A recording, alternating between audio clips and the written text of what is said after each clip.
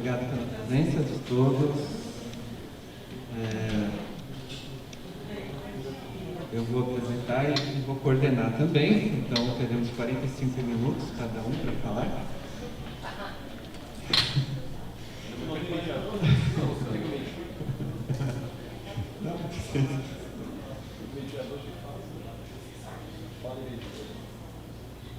Bem, nós somos parte do grupo de pesquisa em filosofia da diferença, lá da Unifesp, campus Guarulhos. Vamos apresentar uma temática conjunta, né, uma proposta de temática conjunta, com o título Deveres Artísticos e Indígenas, o Acontecimento e seu Dinamismo Empírico e Linguístico. Então, quem vai começar a apresentação é a Amanda, depois serei eu, depois será o Carlos. Então, a Amanda de Almeida Romão, o título A Arte e o Salto no Acontecimento, Engendramentos da Contra-Efetuação. Boa tarde a todas e todos.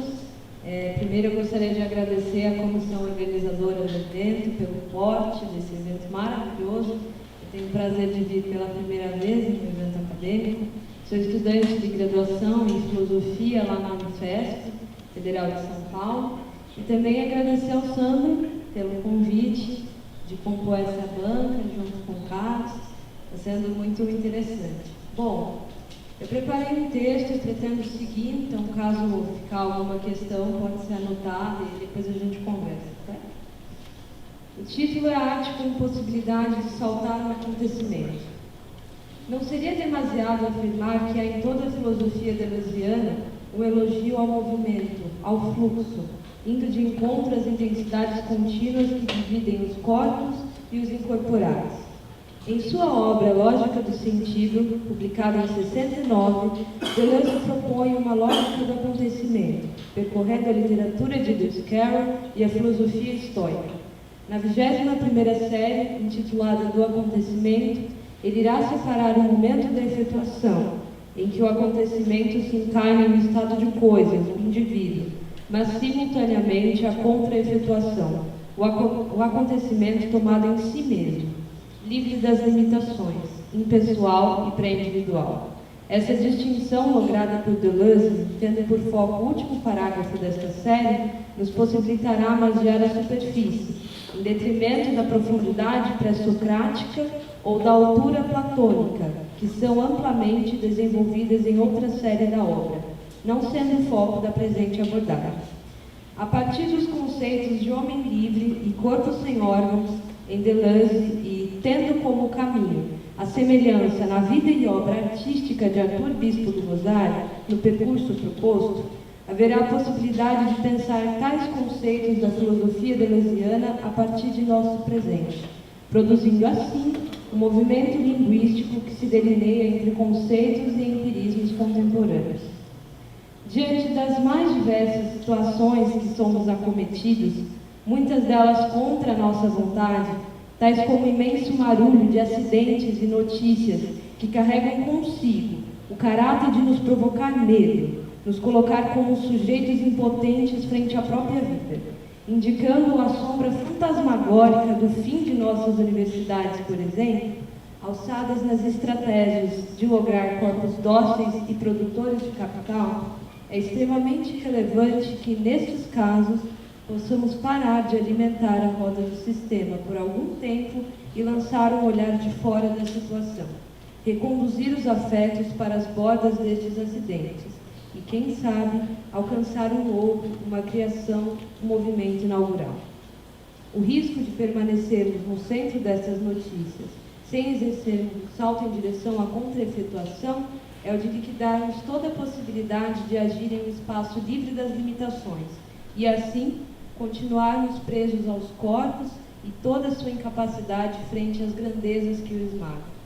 Se fosse o caso, o caminho seria em direção ao ressentimento e à resignação, como veremos na citação do último parágrafo da série.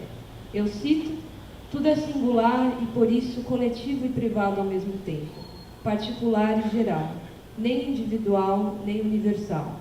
Qual guerra não é assunto privado? Inversamente, qual ferimento não é de guerra e oriundo da sociedade inteira? Que acontecimento privado não tem todas as suas coordenadas, isto é, todas as suas singularidades impessoais, sociais? No entanto, há bastante ignomínia em dizer que a guerra concerne a todo mundo. Não é verdade. Ela não concerne àquelas que dele se servem ou que a servem, criaturas do ressentimento. E há tanta ignomínia em dizer que cada uma tem sua guerra, suas feridas particulares. Tampouco é verdade acerca daqueles que coçam a chaga, também criaturas de amargor e de ressentimento. É somente verdadeiro a respeito do homem livre, porque ele captou o próprio acontecimento, e porque ele não deixa efetuar-se como tal, sem nele operar, apor a contra-efetuação. Só o homem livre pode então compreender todas as violências em uma só violência, todos os acontecimentos mortais em um só acontecimento, que não deixa mais lugar no acidente, e que denuncia e destitui tanto a potência do ressentimento no indivíduo que a da opressão na sociedade. Mas um só e mesmo acontecimento mistura que extrai e purifica, e mede tudo no instante sem mistura, em lugar de tudo misturar. Então, todas as violências e todas as opressões se reúnem neste único acontecimento, que denuncia todas, denunciando uma, a mais próxima ou último estado da questão. Fim de citação. Para aproveitarmos o que este trecho pode nos propiciar, é válido estarmos atentos aos movimentos do texto. Capta-se a singularidade de um acontecimento que não pode ser dito individual ou universal, pressupondo assim que ele seja coletivo e privado simultaneamente. Este recorte marca as coordenadas que são fornecidas por cada uma das partes para constituir o acontecimento. Entretanto, as criaturas do ressentimento permanecem em um solo infértil, não sabendo saltar, tal como o homem livre, que se aproveita das duas partes. Este sujeito opera com uma faca de dois gumes, pois destitui o imenso ciclo de acidentes particulares e alcança a potência que opera no coletivo. Tal como dito nas palavras de Deleuze, o homem livre extrai e purifica, agrupando os acidentes e condenando todos, ao mencionar e condenar apenas um. Esta lógica do acontecimento pode muito nos ensinar.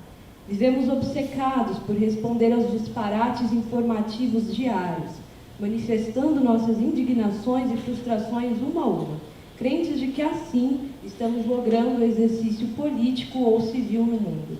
Com isso, acumulamos pequenos acidentes que possuem as suas respectivas conclusões, as máximas que lançamos sobre o que nos acomete, sem necessária ligação entre si. Fazemos vários blocos de novos agrupamentos, com recortes de significados e signos que operam individualmente, sendo reféns de uma subjetividade extrema. Maximizamos a lógica do sistema neoliberal para nossos acidentes, em que até mesmo os fracassos precisam ser adornados por um diálogo da persistência no sucesso. Permitimos, assim, que os acontecimentos retornem em sua fraqueza de caráter acidental, onde a nossa ação se limita em meramente retratar o ocorrido, como uma crônica encerrada sobre o cotidiano, em que abafamos todas as linhas que possuem capacidade de nos arrastar para mais longe e para fora do ponto final. O homem livre aparece aqui como um corpo ligado ao devir, que é arrastado por forças, e assim participa e aproveita mesmo de uma ordem opressora. Sua linguagem não cessa de inaugurar novos caminhos, novas palavras, já que é preciso purificar os pequenos acidentes e produzir uma mistura dos estratos que dizem o acontecimento. O homem livre, portanto, possui uma zona de vizinhança com o artista, já que ambos não se encerram em relatos, mas sim linhas de fuga que inauguram novos modos de existência. Em Mil Platôs, no capítulo sobre como criar para si um corpo sem órgãos, Deleuze e Guattari nos indicam os caminhos que marcam nos indicam os elementos que marcam este caminho. Eu cito: O que quer dizer desarticular? Parar de ser um organismo. Como dizer a que ponto é isto simples e que nós o fazemos todos os dias? Desfazer o organismo nunca foi matar-se, mas abrir o corpo a conexões que supõem todo um agenciamento, circuitos, conjunções, superposições lineares, passagens e distribuições de intensidade, territórios e desterritorializações, medidas à maneira de um agrimensor. No limite, desfazer o organismo não é mais difícil do que desfazer os outros estratos, significância ou subjetivação. Fim da citação. O corpo que vivencia o acontecimento, que pode ser caracterizado por ser um homem livre, é um corpo sem órgãos, no qual as territorialidades não são aquelas povoadas por codificações, mas sim fluxos. Entretanto, esta maneira de existir possui seus riscos. Para alcançar um corpo sem órgãos, não pode ser efetuado duros golpes, liquidando o sucesso nesse intento de paixão que cerca a vontade de ser livre. É necessário manter a arte do agrimensor. Eu cito: é necessário guardar o suficiente do organismo para que ele se recomponha a cada aurora. Pequenas provisões de significância e de interpretação é também necessário conservar, inclusive para opô-las a seu próprio sistema, quando as circunstâncias o exigem, quando as coisas, as pessoas, inclusive as situações nos obrigam. Não se atinge o corpo sem órgãos e seu plano de consistência desestratificando grosseiramente. Liberem-no com um gesto demasiado violento. Façam saltar os estratos sem prudência e vocês mesmos se matarão, encravados num buraco negro, ou mesmo envolvidos numa catástrofe, ao invés de traçar o plano. Fim da citação. Aqui, Deleuze e Guattari nos convidam a pensar de que maneira podemos alcançar o corpo sem órgãos. A intenção de ser livre não garante seu sucesso, pois não basta a vontade, mas a arte de fazer, de transfigurar, de contra-efetuar os limites dos acidentes pessoais. Em suma, é emanar-se nos fluxos para poder devir outro, com fragmentos de todos os tipos, conservando esta mínima parcela de territorialidade, para que a potência primeira do fluxo não volte contra si mesma e desfaça toda a linha de fuga possível, saindo assim da crítica para a clínica. Dentre os grandes exemplos de contra-efetuação, gostaria de ressaltar uma personalidade marcante neste registro, que enfrentou brilhantemente uma instituição tão deplorável do ponto de vista do indivíduo como os hospícios, e inaugurou uma linguagem, uma geografia do sensível, dos afetos que compõem mundos. Arthur Bispo do Rosário. Artista sergipano da primeira metade do século XX, Bispo deu entrada na colônia Juliano Moreira, situada no Rio de Janeiro, em 5 de janeiro de 1939, com um laudo de esquizofrênico paranoide. Ali ficou até seus últimos dias de vida. Bispo se destacava por receber visitas em sua sala, lugar onde guardava inúmeras obras feitas com as linhas retiradas manualmente de uniformes e panos. Entretanto, a matéria bruta de seu trabalho consistia na capacidade de Bispo em ouvir a voz, que, segundo ele, o obrigava a criar. Para além do debate sobre a arte de Bispo, que comumente se limita em dizê-lo louco ou genial, a capacidade deste artista em se aproveitar de uma ordem opressora, lançando-se na distância criadora e encarando seus próprios males, é algo do qual ilumina nossa trilha e inspira com o mero fato da sua aparição. Bispo atende ao que Guimarães Rosa dizia quando afirma: o que a vida quer da gente é coragem. Ou aquele a quem Zaratustra amava, quando diz: amo aquele cuja alma transborda de cheia, de modo que esquece a si próprio e todas as coisas estão nele. Assim, todas as coisas se tornam seu declínio. Em entrevistas, Bispo dizia que a sua arte é para quem enxerga. Ele, como corpo lançado nas potências de criação, acabou sendo fatalmente engolido por elas, vivenciando um estado de loucura. Apesar disto, transpassar o véu que recobre os laudos patológicos é encontrar um bispo resistente, professor na arte de saltar, escavador de subterfúgios para salvar sua espiritualidade numa instituição que liquida degrada e deprecia o ser humano. Em lógica do sentido, Deleuze nos coloca a questão, abre aspas, em verdade, como ficar na superfície sem permanecer à margem? Como salvar-se, salvando a superfície e toda a organização de superfície, inclusive a linguagem e a vida?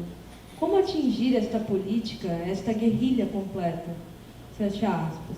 A resposta possível que vos apresento está em Mil Platôs, em que Deleuze e Guattari nos dizem, eu cito, eis então o que seria necessário fazer.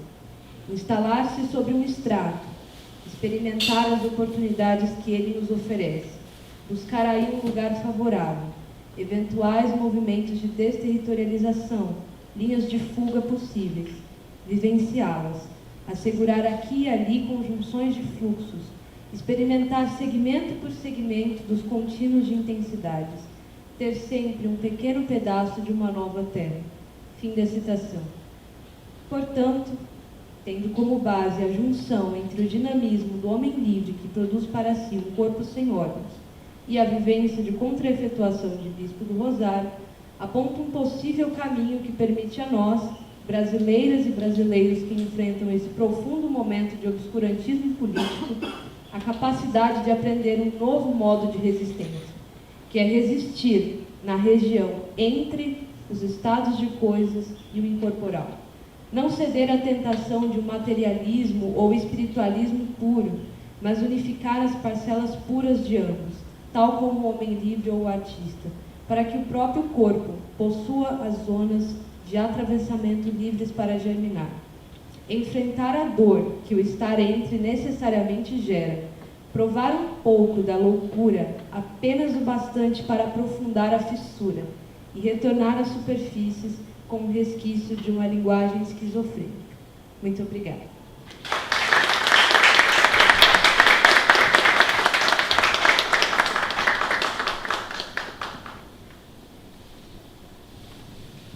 Muito obrigado, Amanda. Quase exatamente 15 minutos.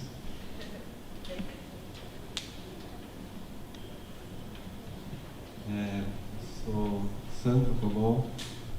Minha apresentação tem o título A Lógica do Sentido, o Paradoxo e a Linguagem Esquizofrênica, Arthur Bispo do Rosário.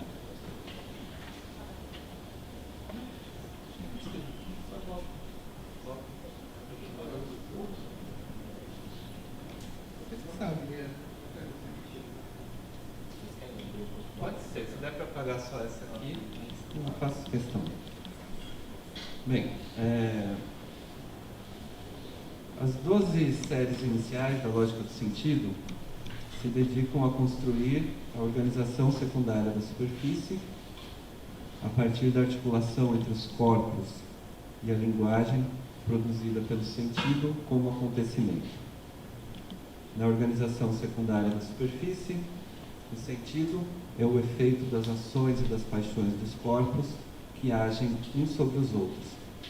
É o resultado das coisas corporais, de suas misturas e de suas ações e paixões. O sentido, que diz respeito às coisas ou estados de coisas que o produziram, é expresso pela linguagem, mas não se confunde, nem com as coisas, nem com a linguagem. Na 13ª série, nos vemos diante de algo bem distinto, não a organização secundária da superfície, mas a ordem primária da esquizofrenia, que opera o desabamento da superfície. A primeira frase dessa série já é reveladora de que o que se construiu em torno da lógica do sentido até então não é suficiente. Nada mais frágil que a superfície.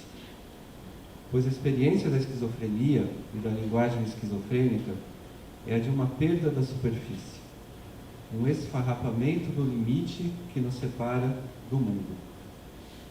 As alucinações visuais e auditivas penetram tudo e o próprio corpo parece correr o risco iminente de se fragmentar e de se desmanchar. Nos deparamos com um não sentido que come tudo, que faz desmoronar toda a organização de superfície dentro de uma ordem primária terrível. Com isso, afirma Deleuze, entrou-se numa tempestade, numa loucura irreversível, numa vida convulsiva, numa noite de uma criação patológica concernente aos corpos. Esse não sentido que se insinua é anunciado como uma tempestade, um desmoronamento da superfície e uma vida convulsiva. É o não sentido propriamente da esquizofrenia. No entanto, ele não é pura derrocada, pois que também aponta para uma criação patológica concernente aos corpos. A isso, Deleuze acrescenta que se trata de um problema concernente, a frase dele, a formação de uma desorganização progressiva e criadora. Um problema concernente à formação de uma desorganização progressiva e criadora. Em que medida, então, essa desorganização progressiva pode se tornar criadora? Então, para dar conta desse problema, temos de lidar com a compreensão da linguagem da esquizofrenia. Todo esquizofrênico vive à sua maneira o fato da inexistência da superfície, de ser invadido por suas alucinações, de dissolver seu corpo no mundo. Essa é a primeira evidência para o esquizofrênico. A superfície se arrebentou. Sem a superfície dos corpos, não há também a linha que separa e articula as coisas e as proposições. As vozes são, indistintamente, linguagem e coisas. Ou melhor, são expressões de linguagem que se fazem valer pelas coisas. Freud, o inconsciente, afirmou que a estranheza da esquizofrenia está na predominância da referência à palavra sobre a referência à coisa. A expressão linguística se sobrepõe à designação das coisas. O corpo, em consequência, é tão somente profundidade que abocanha e carrega todas as coisas. Tudo é corpo, tudo é mistura de corpos, encaixe e penetração. Sem a superfície, o interior e o exterior não têm limites precisos e se afundam numa profundidade universal ou giram no círculo de um presente cada vez mais encolhido na medida mesma em que está mais abarrotado. Outra consequência dessa falência da superfície, toda palavra perde seu sentido. Se há talvez certo poder de designação de um objeto, ele é sentido como vazio. Se há certo poder de manifestação de um sujeito, ele é vivido como indiferente. Se há certa significação, ela é apreendida como falsa. O que se perde sempre é a potência para distinguir, para separar as ações e as paixões dos corpos dos efeitos incorporais que elas são causas. Não existe mais uma linha que demarca o acontecimento como efeito dos estados de coisas ou das misturas dos corpos. Sob a forma alucinatória da esquizofrenia, todo acontecimento é efetuado. Toda palavra é física e afeta imediatamente o corpo. A palavra não expressa mais um estado de coisas, ela explode em pedaços e seus fragmentos agem diretamente sobre o corpo, penetram e machucam o corpo, desde sons insuportáveis, provocam um arrombamento, uma mistura, um novo estado de coisas. A linguagem assim se torna a linguagem afeto. Ela penetra o corpo, se decompõe em pedaços ruidosos, alimentares, excrementícios. No entanto, segundo Deleuze, o esquizofrênico pode, nas suas palavras, destruir a palavra, conjurar o afeto ou transformar a ação dolorosa do corpo em ação triunfante. Em suma, habitando essa profundidade, após a superfície ser escavada, ele pode transformar a obediência em comando. O triunfo sobre a linguagem que fere pode ser obtido, por exemplo, pelas palavras sopro, pelas palavras gritos de Artaud, às quais corresponde uma nova dimensão do corpo esquizofrênico. Um organismo sem partes, sem boca, sem língua, dentes, laringe, esôfago, estômago, ventre, ânus. Um corpo feito só de osso e de sangue, um corpo sem órgãos, que faz tudo por insuflação, inspiração, evaporação, transmissão de fluidos. A linguagem esquizofrênica torna-se um procedimento de ação, fazer da palavra uma ação de maneira que ela impeça a desintegração do corpo. Há, portanto, dois não sentidos na palavra esquizofrênica. Primeiro, aquele do corpo feito em pedaços, passivo, quando a palavra se decompõe em pedaços ruidosos que agridem e machucam o corpo. E segundo, aquele não sentido do corpo sem órgãos que faz da palavra uma ação, um grito, um flamejar, uma inundação de sons intensivos e inarticulados. Em ambos os casos, uma linguagem afeta, mergulhada no subsentido, no infrasentido, que absorve e engole todo o sentido, afirma Deleuze. Tanto do lado passivo quanto do lado ativo do não sentido da palavra esquizofrênica, a linguagem não é capaz de distinguir dos corpos e das... a linguagem não é capaz de se distinguir dos corpos e das misturas dos corpos. Antes, ela é inteiramente reabsorvida na profundidade escancarada. As proposições se abatem sobre os corpos, acrescenta Deleuze. Ou seja, os elementos sonoros das proposições se misturam aos afetos do corpo. Afetos olfativos, gustativos, digestivos. Eu cito: não somente não há mais sentido, não há mais gramática ou sintaxe, e no limite não há mais elementos silábicos, literais ou fonéticos articulados.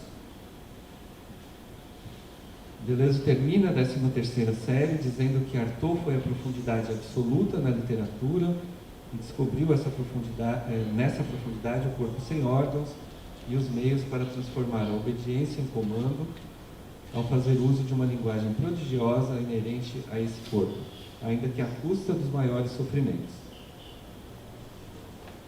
Assim nos parece também, em relação a esse outro caso de esquizofrenia, que nos legou um exemplo fascinante de linguagem esquizofrênica.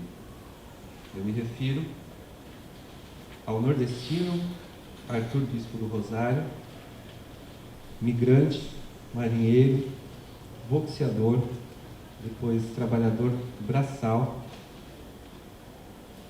que com 29 anos acabou internado na colônia Juliano Moreira, como a Amanda já havia dito, onde ficaria por quase 50 anos.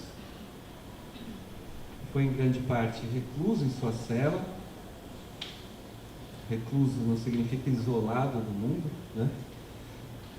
Que ele produziu uma imensa obra com a qual pretendia, no dia do juízo final, apresentar-se à humanidade, junto com todas as coisas existentes na terra dos homens, que ele reproduzia em suas miniaturas, em seus catálogos de nomes e de objetos. Ele afirmava que era a voz de Deus que lhe mandava fazer sua obra e o obrigava a se dedicar a ela quase ininterruptamente. Eu vou pedir para a Letícia passar alguns slides, são alguns exemplos das obras. Aqui elas estão conjuntas, né? Não dá tempo de explicar muito, senão não vou conseguir concluir a tempo. Pode passar. A obra é composta de uma infinidade de coisas, embarcações de vários tipos, brinquedos, objetos recobertos por fios azuis, os órfãos, né?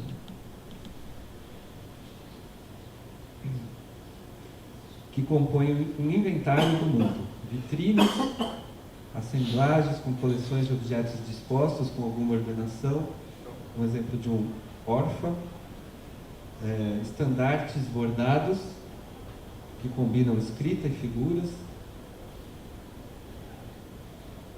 Um exemplo, tem dois exemplos de estandartes, esse é o próximo. Combinam escrita e figuras, além das roupas bordadas, como o manto da apresentação, que ele fez para ele próprio usar diante de Deus.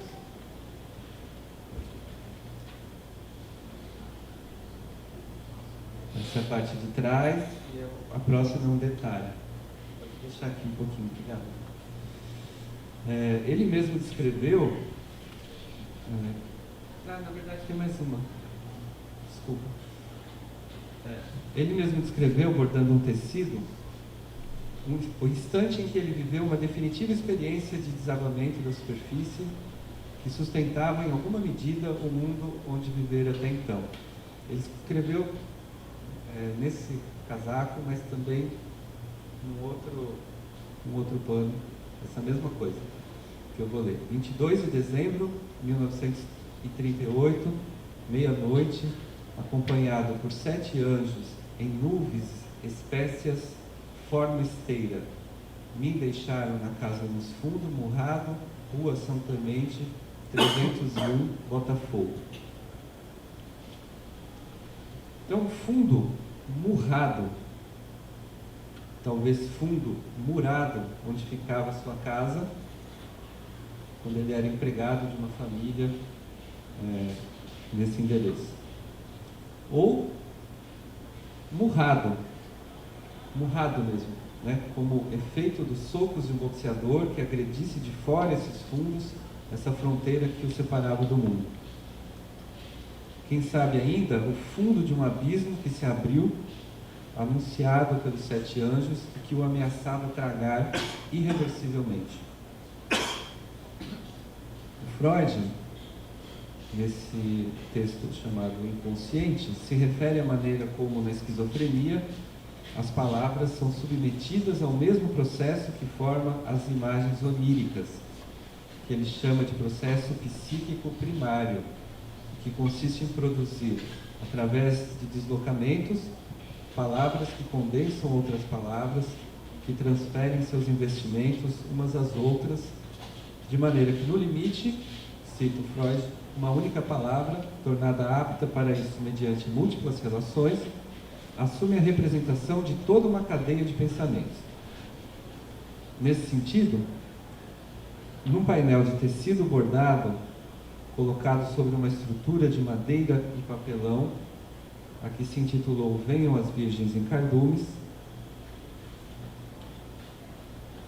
Bispo escreveu, que é esse daí, escreveu sobre a sua missão, que eu vou citar esse texto na íntegra como um exemplo dessa linguagem que escapa à organização na superfície. Eu vou passar revista corpos, homens caídos, carbonizados e os mortos, reverter vossos corpos juntos, vossos espíritos, lados, vos seja lágrima, sangue, nome Filho do Homem, a vós, Pai, Criador, eu exceto vossa essência. Filho enxugo em nuvens especiais, formas bordada 1 metro próximo, eu, Filho, 8 palmos, altura da terra, fica 3 dias aos meus critérios privativo e subida dos seus íntimos, chamar filho, todos aqueles tiveram guias cultos, à exceção doentes espiritual loucos, hospício, suas imagens desce-as profundas, vêm enganchados das 2 mãos, tomem lugares já determinado parar nas 50 polegadas, chamos pelas guias, conhecem desengancho, tem ordens, Pai.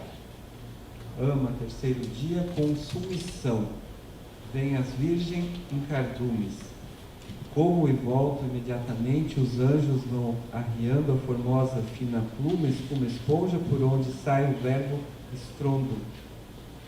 Que eu vou deixar este globo esplêndido, girando em torno do seu eixo, Grécia coberta, nevoeiro, diurno, noturno, as mais linda humanidade, reis, príncipes, chefes, nações, Pai onipotente, universo, palácios luxuosos, governadores, estados, casas, construção.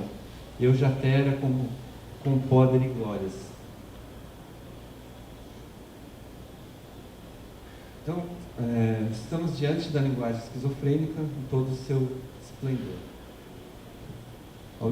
Ao liberar-se da ortografia, da sintaxe, de toda articulação fonética, ao produzir um fluxo de frases incompletas que se interpenetram, o resultado é um mergulho no infrasentido, que é aquele que absorve todo o sentido e se comunica desde uma potência afetiva, uma linguagem corpo-afeto, que se liga afetivamente aos corpos que o leem e que assim o ouvem. Uma linguagem que se lança sobre os corpos, que os inundam de sons irreconhecíveis e de imagens oníricas, como a formosa, fina pluma, espuma, esponja que os anjos vão arriando. Não bastasse ainda, há uma intervenção de palavras que são uma abertura polissêmica, como exprivativo, um adjetivo dos critérios que ele próprio utilizaria para escolher aqueles que seriam salvos.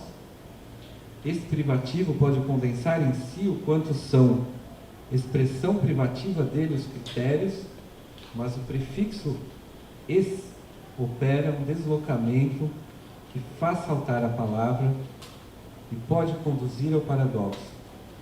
Esse privativo seria o que não é mais privativo, ou então o privativo que vem de fora.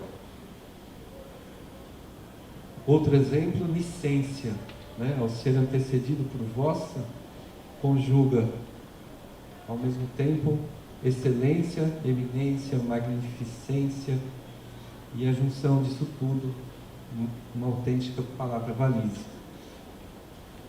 Mais extraordinária é a palavra consumição, que pode condensar missão e consumição, que ele entendia exatamente como a mesma coisa, no caso da tarefa que Deus lhe havia dado: realizar a sua missão de recriar o mundo com seus artefatos, para que no dia da consumição, da passagem, ele servisse como intermediário entre Deus e as coisas humanas e não humanas.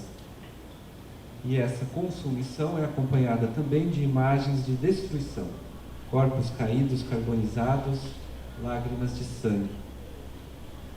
Em tudo, um enterramento no infrasentido, palavras e imagens que perpassam as profundezas de bispo, na medida em que suas hábeis mãos estão a bordar, serrar, cortar, amarrar, encaixar.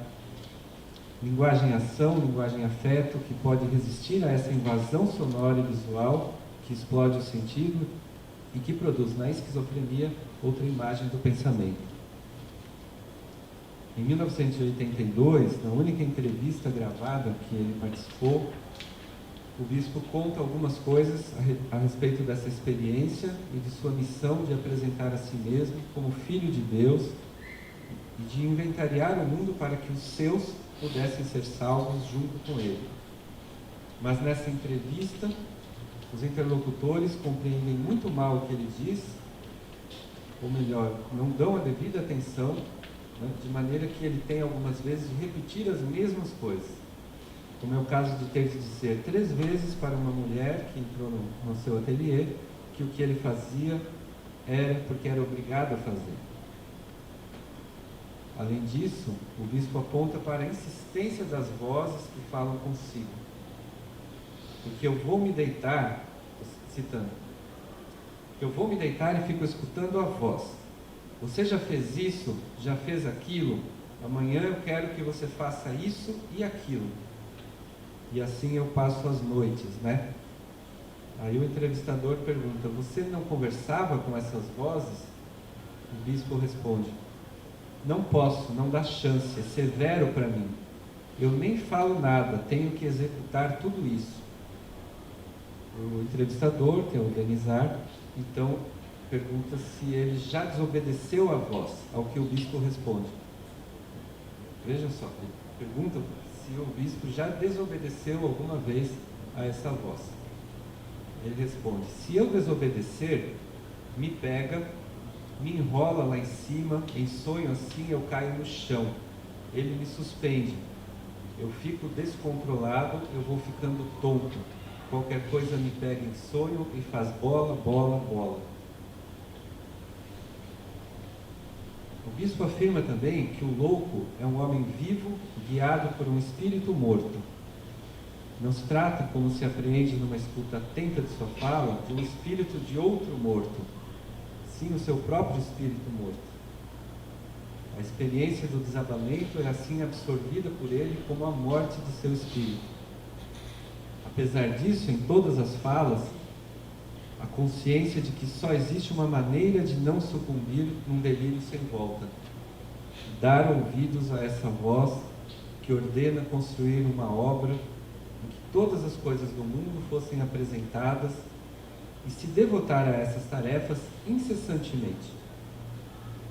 Caso contrário, seria como a queda em uma ribanceira, que poderia dilacerar seu corpo e acabar com o que ainda havia de vivo nele. Eu caio no chão, ele me suspende, eu fico descontrolado, eu vou ficando tonto, qualquer coisa me pega em sonho e faz bola, bola, bola. A obediência à voz, assim, se constitui num escudo contra o sofrimento e o caos, na preservação de sua potência vital, ou, mais que isso, na sua própria potencialização vital. Não por acaso, no outro trecho, o bispo vai dizer o que mais interessa a Deus em sua ação de arrasar o mundo. Ele diz: segundo foi determinado, ele vai suspender a terra com a ajuda de 2 mestres e com um tremor de terras arrasar o mundo, sabe? Aí não haverá mais trevas, abismos. Tudo isso será plano na terra. O Denizar pergunta: a terra vai ser arrasada? O bispo: vai ser arrasada e vai ser tudo plano. Não vai ter mais abismo. Não vai ter mais abismo, diz o Denizar. O bispo: não vai ter não. Isso é o que ele mais se interessa mesmo. Então o bispo luta contra a presença do abismo, da fragmentação que a palavra ouvida ameaça. Ele se interessa pelo que é plano, por reencontrar uma superfície que pudesse reordenar o mundo sem o sofrimento. Uma de suas obras talvez possa corroborar essa perspectiva.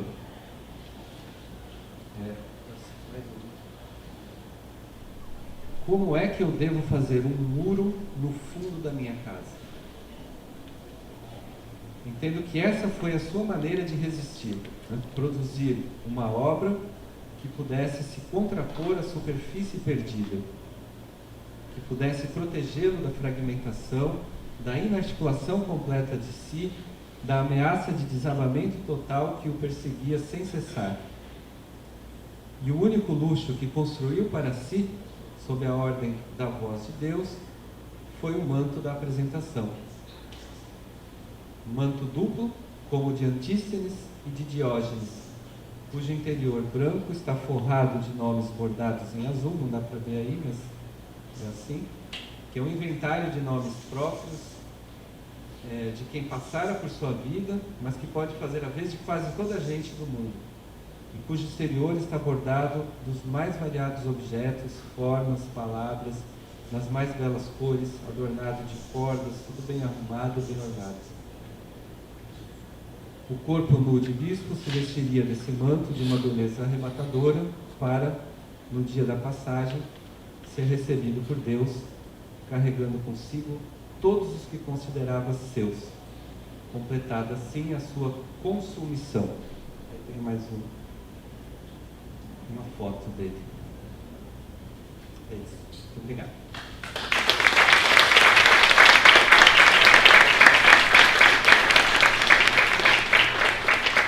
Gente, desculpa, me alonguei mais. Agora passo a palavra para o Carlos Fernando Carrega Cunha, lógica do acontecimento de Deleuze ao povo Yujá. Boa tarde, gente. Eu só pediria a gentileza se puder reacender essa luz. Eu acrescentei alguns garranchos aqui no meu texto, que só poderão ser redescobertos com o máximo de...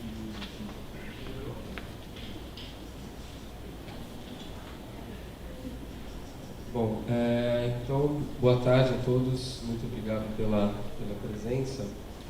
Então, no primeiro semestre, né, lá em São Paulo, nós fazemos parte de um grupo de pesquisa lá em São Paulo. O Sandro e a Amanda haviam comentado comigo que eles pretendiam montar uma apresentação em torno da noção de acontecimento dentro da filosofia, né, do Deleuze. E eu respondi que eu poderia contribuir para essa discussão, mas eu tentaria fazer isso sem me desviar muito do percurso da tese que eu estou desenvolvendo e que se volta hoje, grosso modo, para as relações entre filosofia e antropologia. Tá? Então, esse trabalho, na verdade, essa apresentação ela pode ser entendida como uma espécie de resposta, né? Claro, uma resposta que não esgota, evidentemente, mas uma resposta ao chamado que os antropólogos têm nos feito. Né? Tem algum antropólogo que está aqui? Não. Infelizmente, eles fizeram o chamado e fugiram, né? Mas enfim. Temos ali, Valente, isso, é um antropólogo, Valente. Antropólogo de formação, mas não de... Essa é uma das coisas, inclusive, que eu tinha, uma das coisas que eu acrescentei aqui, justamente porque, do meu ponto de vista, né, essa relação ela tem ficado cada vez mais incerta, né, e eu digo isso pautado naquilo que o próprio Deleuze falava, né, da relação constitutiva da filosofia com a não-filosofia. Né? Quer dizer, então, essa relação, vejam, ela não é ocasional, ela não é contingente, mas ela é constitutiva da filosofia com a não-filosofia. Então, quando o Sandro e a Amanda toparam abrir o espaço para eu integrar essa mesa, na verdade, fui eu meio que me convidei para apresentar junto com eles. Eu pensei que eu poderia contribuir para essa discussão fazendo uma releitura de um texto muito sensível, muito sensível, de uma antropóloga que é professora aqui da Federal Fluminense, que se chama Tânia Stolze Lima.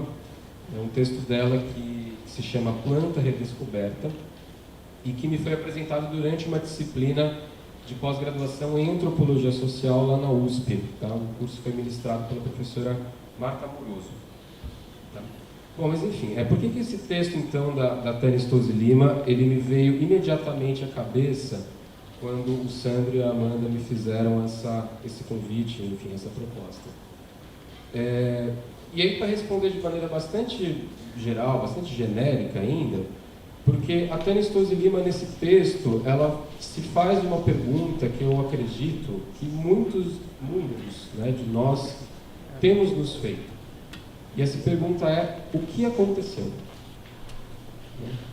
Então, eu acredito que muitos aqui têm se perguntado o que aconteceu, né, para que um grupo de pessoas fascistas, ignóbeis, enfim, usem o adjetivo que quiserem, o que aconteceu para que esse grupo tão nefasto, né, de pessoas viesse a ocupar os cargos de maior importância na nossa política? O que aconteceu para que nós chegássemos hoje a uma crise ambiental quase irreversível, né, que tem se tornado cada vez mais irreversível? Né? E nesse sentido, os exemplos eles são múltiplos. Né? Eu acredito que isso já ficou de alguma forma exposto na fala da companheira Flávia, que se apresentou junto com o Eduardo Passos e o Fábio Araújo na terça-feira, né? E que sugerem, né? Eu tive a oportunidade de assistir a essa mesa e eles propuseram, né? Eles sugeriram uma coisa que me tocou bastante, assim, que é substituir essa noção de antagonismo por uma noção de agonismo.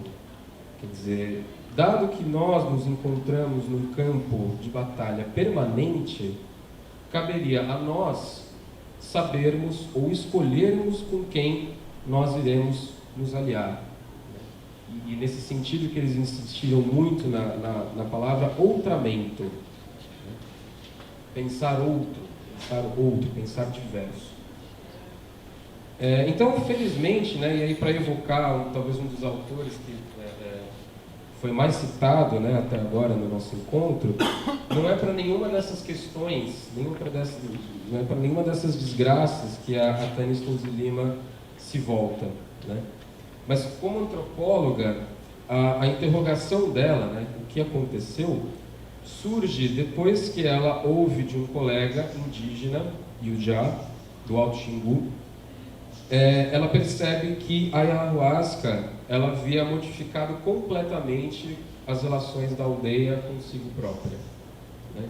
Então, depois de sofrer por décadas ali de má influência, né, e aí se inclui aquilo que a gente imagina, né, má influência, a gente fala de evangelismo, a gente fala de garimpo, a gente fala de madeireiro, quer dizer, todas essas coisas que a gente já sabe, né? Então, depois de sofrer com décadas de má interferência, a aldeia finalmente havia reconquistado uma certa vitalidade que havia sido perdida, né, através do uso da ayahuasca, né? Então, portanto, né, o que aconteceu?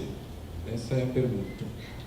E aí acho que seria possível relembrar passagens do texto da Tânia, onde ela diz que o primeiro contato dessa aldeia com a ayahuasca foi assim, uma coisa tremendamente emotiva, assim, foi uma choradeira na tribo, quer dizer, porque os índios ali, a população que havia sofrido com essa má interferência, através do uso da ayahuasca, havia se reencontrado com antepassados, assim, foi uma comoção geral que tomou ali a aldeia, né? Mas, por outro lado, e aí é que eu acho que é onde está a perspicácia da Tânia, ela conclui que essa pergunta, o que aconteceu, ela é, de certa forma, irrespondível. Por quê? Porque há algo no acontecimento que escapa à linha dura da história, né? Mas de que maneira, então, que isso se verifica concretamente nos relatos dos seus colegas Yujá, né? Quais desdobramentos, né, quando ela percebe que essa pergunta é irrespondível, quais os desdobramentos, né, dessa questão? E aí é nesse sentido que a Tânia, ela destaca a expressão que me parece ser chave nesse texto, né? Que é a seguinte: o passado não está mais no passado. É isso que ela ouve de um informante Yujá. E aí eu me pergunto, né, que sentido dar a essa frase? Seria possível interpretar essa frase lançando mão do conhecimento ainda incipiente que nós temos, né, das cosmologias ameríndias, né? Então, eu escrevi aqui, né, a reviravolta diante da qual nos encontramos coloca à prova nosso inventário científico. E aqui eu sublinhei essa palavra porque a fala do professor Márcio Goldman, que foi ontem, terça, né? Terça-feira à noite, ele falou, né, que a palavra reviravolta talvez não seja a mais adequada para descrever esse momento de, talvez, de retomada, né? A gente poderia falar de retomada das cosmologias ameríndias, enfim, das cosmologias africanas, das filosofias africanas. E ele sugere, portanto, trocar essa palavra reviravolta pela palavra abertura, né? Uma nova espécie de abertura, alguns dizem ontológica, epistemológica, esses termos honestamente não interessam tanto, né? Mas, então, nesse caso, né, seria possível interpretar essa frase, o passado não está mais no passado, lançando mão de um conhecimento que nós ainda não temos, de fato, né, em relação às cosmologias ameríndias? Então, a abertura diante da qual nós nos encontramos, ela coloca à prova todo o nosso inventário científico, né, que foi edificado ao longo de séculos, né, por uma, digamos assim, por uma força predominantemente europeia, uma tradição predominantemente europeia, né? Por outro lado, e se o esforço da antropologia contemporânea consiste justamente em ultrapassar esses obstáculos, a tese de que o passado não está no passado é o que constitui talvez uma das linhas centrais da lógica do acontecimento na filosofia deleuziana, e eu acho que isso, de certa forma, ficou subentendido nas falas do Sandro e da Amanda. Né? Mas então, o que significa essa frase vindo de um e o já? Né? Nós não estamos falando de uma frase, provavelmente essa pessoa jamais ouviu falar de um Deleuze, enfim. O que significa então essa frase vindo de um e o já? E aí eu cito a Tânia Souza Lima, e ela diz o seguinte: o passado que não passou foi indicado por Yabaioa, que é o xamã da tribo, como a única saída que nos permitiria ter um futuro, e como que um olhar grande, algo que, segundo ele, falta aos brancos. Eu estou citando a Tânia, tá? É por falta desse passado irrelativo que o nosso futuro comum está sob ameaça. Essa ideia de um passado que não passou deslanchou entre os Yujá uma pesquisa, um estudo, uma reflexão, uma atividade de pensamento exploratório a propósito de como podem vir a ter um futuro os Yujá, mas não apenas eles. Então, com essa pergunta que eu gostaria de abrir, eu gostaria ainda de avançar um pouco mais, mas a pergunta que fica é essa, né? Que passado que ainda não passou nos permitiria ter um futuro? E aí eu adianto já, eu não acredito que essa pergunta possa receber uma resposta única, na medida em que o próprio campo onde ela está inserida, né, ele é um campo... Perdão.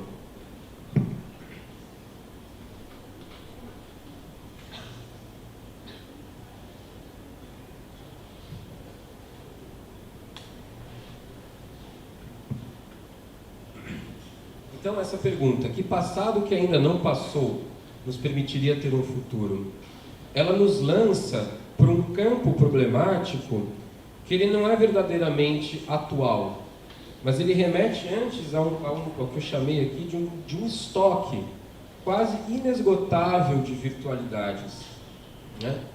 Um estoque inesgotável. Esses passados são múltiplos, os passados que não passaram são múltiplos. Onde todas as coisas são realmente possíveis. Né?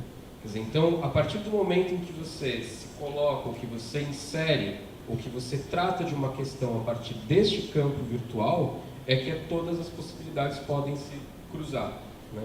E é nesse sentido que a Tânia Souza Lima, nesse texto também, ela mostra que para os Yujá não existe uma separação entre sonhar e fazer. Né? Ou seja, sonhar e fazer não são duas coisas distintas, mas são duas coisas que se enlaçam no paradoxo da linguagem e, portanto, da nossa própria realidade. Né? Que eu acho que também isso ficou, de certa forma, subentendido com a fala do Sandro e da Amanda. Né? Então, isso porque, conforme pensa o Deleuze, as potências da linguagem, da narrativa, elas são talvez mais importantes e mais reais até do que as coisas que estão presas ali ao seu estado. E eu acho que o professor Fernando também falou, talvez tenha tangenciado isso na fala dele na terça-feira. Né? Então eu não tenho muito mais o que falar, eu acho que já coloquei tudo aquilo que deveria ser colocado, mas eu gostaria somente de realçar isso, né? Na verdade, a minha proposta é colocar um ponto de interrogação na afirmação que o líder Yujá diz com tanta convicção, né? O passado que não passou nos permitiria ter um futuro. E aí a pergunta que eu deixo como provocação é essa, né? Que passado que não passou nos permitiria ter um futuro ainda? É isso, gente. Obrigado.